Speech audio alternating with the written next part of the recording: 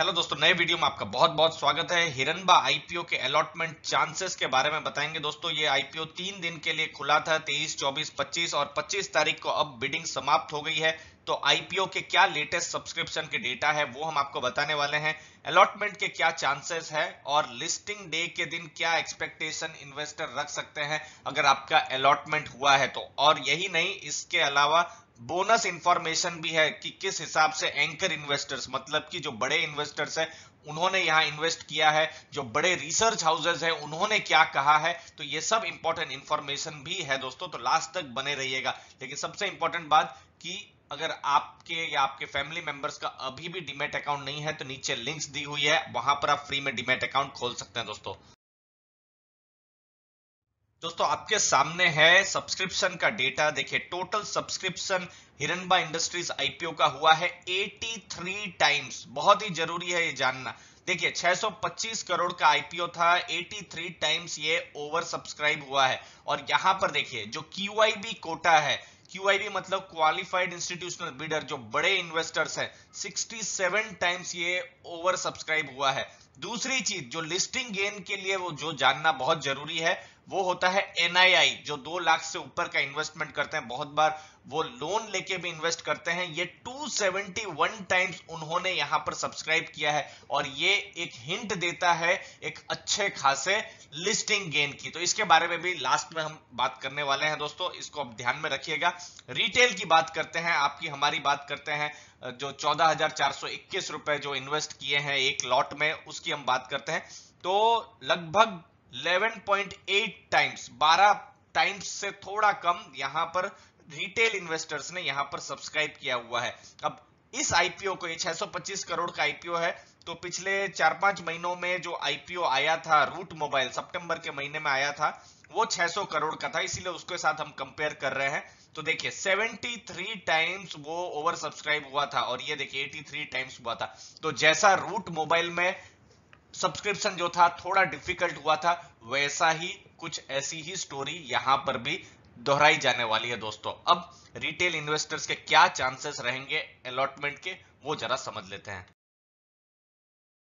तो देखिए, यहां पर हमको कुछ फैक्टरिंग करना पड़ेगा। कुछ एप्लीकेशंस जो हैं जो वो रिजेक्ट भी हो सकती है, गलत पैन नंबर डीपीआईडी डाला होगा तो वो बता पाना बहुत ही मुश्किल रहता है। कहीं पर यूपीआई आईडी को लेकर भी बहुत जगह में इश्यूज आते हैं, तो बहुत मुश्किल है। तो लेकिन एक चीज समझ में आ रही है, अलॉटमेंट थोड़ा सा टफ रहने वाला है।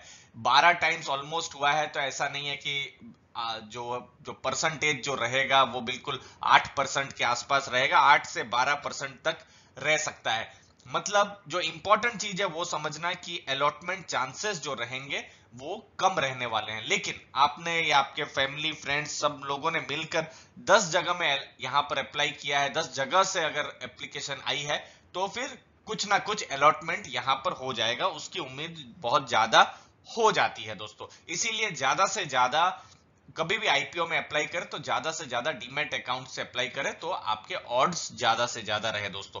अब इंपॉर्टेंट डेट्स जो आपको ध्यान में रखनी है, देखिए 25 तारीख को आईपीओ की बिडिंग समाप्त होती है। अब देखिए, रिफंड्स जो है वो 3 मार्च को एक्सपेक्टेड है, जो भी। और ये रिफंड भी नहीं, देखिए आपके अकाउंट में ही पैसा रहता है, ब्लॉक्ड रहता है। अगर अलॉटमेंट नहीं हुआ तो ये अनब्लॉक हो जाएगा। ये मार्च 3 को एक्सपेक्टेशन है, ऐसा हो जाएगा। और मार्च 3 को लिंक भी एक्सपेक्टेड है। लिंक का मतलब है कि आपका अलॉटमेंट हुआ है या नहीं हुआ है, जो आप चेक कर सकते हैं। दोस्तों चैनल को सब्सक्राइब करके रखिएगा। अपना जो कम्युनिटी पेज है वहां पर हम लिंक को शेयर कर देंगे। अभी हमने रेलटेल आईपीओ के लिंक को यहां पर सब जो था हमने शेयर किया था दोस्तों। शेयर क्रेडिट 4 मार्च को हो जाने की उम्मीद है अगर आपका यहां अलॉटमेंट होता है तो। और लिस्टिंग जो है इसकी होने वाली है मार्च 5, बिल्कुल ध्यान में रखिएगा। मार्च 5 इंपॉर्टेंट दिन होने वाला है और उस दिन इसकी लिस्टिंग होने की बात है। अब लिस्टिंग की जब हम बात कर रहे हैं तो लिस्टिंग गेन को लेकर भी थोड़ी बहुत चर्चा कर लेते हैं दोस्तों। दोस्तों लिस्टिंग गेन के लिए ग्रे मार्केट प्राइस या जो डब्बा भाव है उसको जानना बहुत जरूरी है, और इसके लिए हम सेकेंडरी रिसर्च करते रहते हैं, अलग अलग वेबसाइट्स अलग अलग जगहों से जो हम पता करते हैं, और उससे लग रहा है कि जीएमपी स्ट्रांग है। और अभी ये जो प्रीमियम बता रही है 15 से 20% का प्रीमियम बता रही है।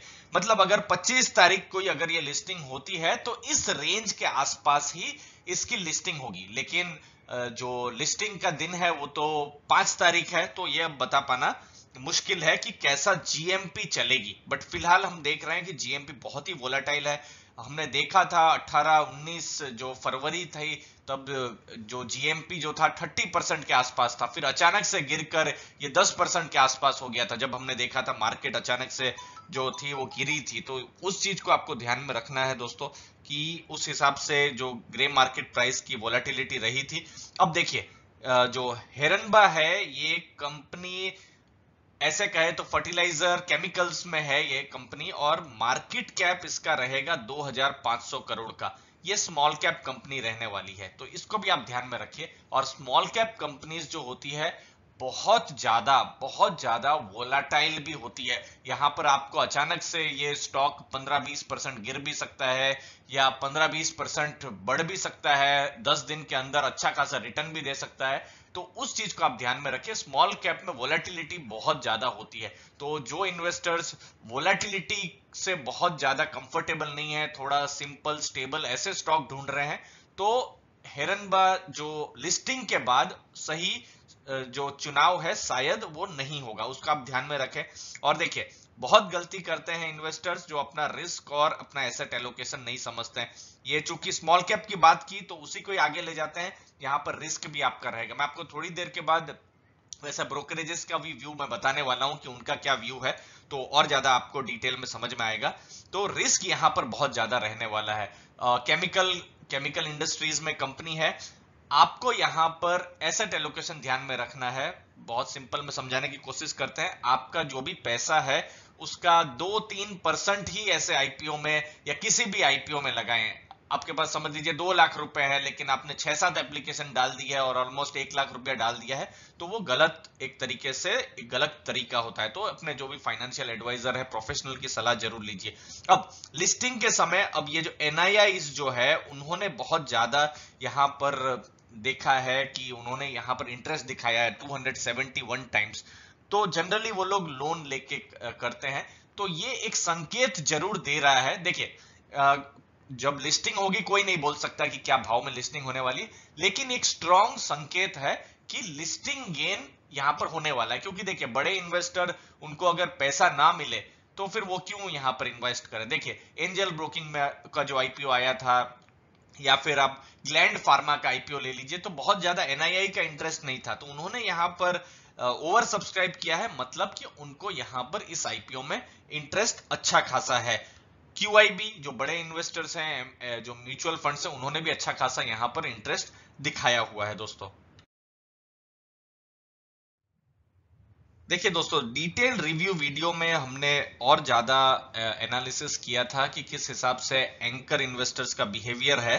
तो देखिए 3 म्यूचुअल फंड्स और टोटल 18 जो एंकर इन्वेस्टर्स हैं उन्होंने इन्वेस्ट किया था।